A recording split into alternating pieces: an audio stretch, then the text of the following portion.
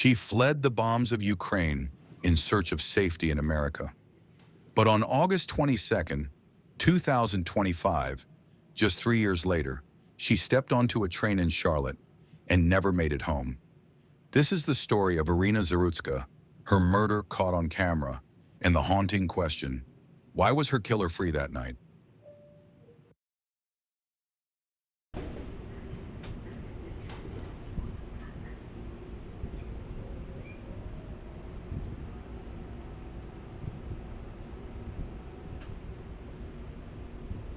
Iryna was only 23, a refugee who arrived in the United States after Russia invaded her homeland.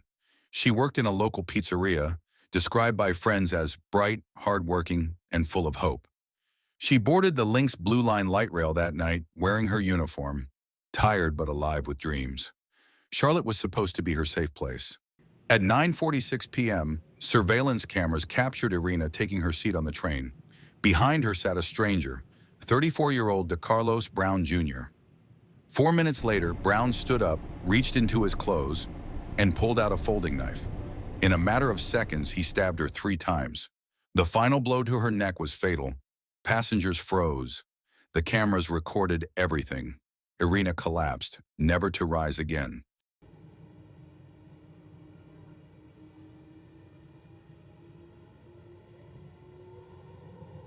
Who was this man? Decarlos Brown Jr. wasn't a mystery to police. He was a repeat offender with at least 14 prior arrests.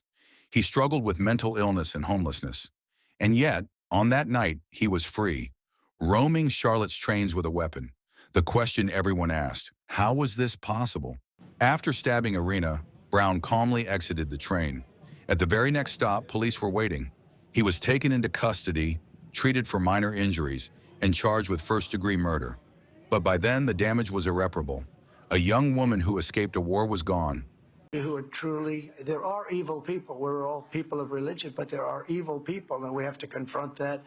I just give my love and hope to the family of the young woman who was stabbed this morning or last night in Charlotte by a madman, a lunatic. Just got up and started. It's right on the tape.